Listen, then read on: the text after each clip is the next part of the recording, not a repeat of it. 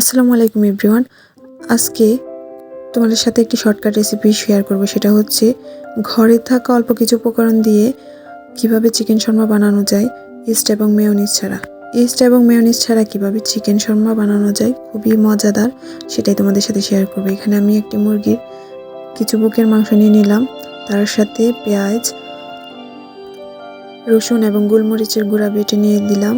তারপর হলুদ, মরিচ, ধনিয়া, জিরা গুঁড়া দিয়ে ভালোভাবে এটাকে মাখিয়ে নেব। তারপর এখানে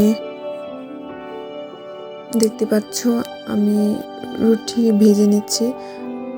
এখানে কিন্তু কোনো প্রকার ইস্ট ব্যবহার করি নাই, একদম অল্প একটু দুধ, একটু চিনি আর সামান্য লবণ এবং কুসুম গরম পানি দিয়ে ভালো করে এটাকে মাখিয়ে নিয়ে একদম পাতলা করে রুটি বেলে নিয়েছি। যত পাতলা করা যায় একদম পাতলা হতে হবে, তাহলে কিন্তু এটা অনেক টেস্টি হবে খেতে।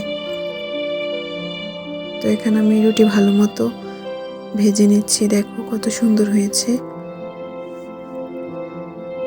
তার আগে বন্ধুরা, যারা আমার ভিডিওটা দেখছো, প্লিজ আমার চ্যানেলটাকে সাবস্ক্রাইব করে দিও এবং একটি লাইক করে পাশে থেকো। আর আমার ভুলগুলা কমেন্টের মাধ্যমে জানাও প্লিজ। এখানে একটি প্যানের মধ্যে আমি অল্প কিছু তেল দিয়ে, সামান্য পরিমাণ তেল দিয়ে তারপর মুরগির মাংসগুলো সবগুলা দিয়ে দিলাম। এটাকে ভালো মতো ভেজে নেব।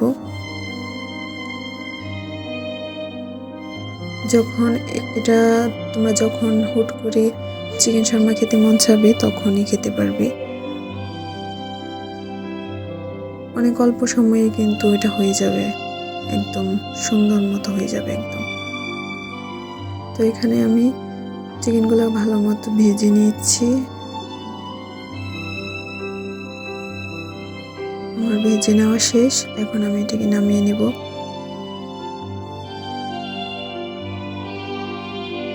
এখন এটাকে আমি ছোট ছোট করে কেটে নেব। কেটে নিয়েছি। এখন এর সাথে সবজি যা লাগে, এখানে সবুজ ক্যাপসিকাম, পেঁয়াজ, ধনিয়া পাতা, মরিচ, কাঁচামরিচ, তারপর শসা, গাজর, এগুলো দিয়ে রুটির মধ্যে বেশি করে টমেটো সস দিয়ে নেব। যেহেতু এখানে কোনো প্রকার মেয়োনিজ নাই, তো আমি বেশি করে টমেটো সস দিয়ে দিচ্ছি। তারপরে ক্যাপসিকাম দিয়ে দিচ্ছি।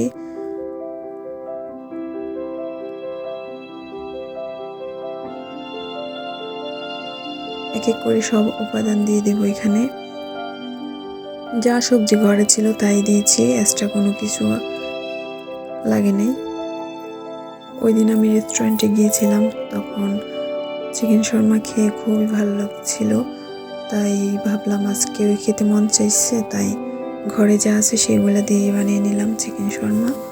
দেখো এখানে আমি পেঁয়াজ কুচি দিলাম, গাজর কুচি দিয়ে মুরগির মাংসগুলো দিলাম, তারপর উপরে ধনিয়া পাতা দিয়ে একটু কাঁচামরিচ দিয়ে তারপর শসা দিয়ে এটাকে মুড়িয়ে নেব।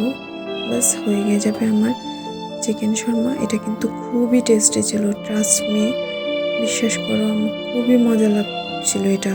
তোমরা চাইলে যেভাবে বানিয়ে নিতে পারবা ঘরের ভিতরেই।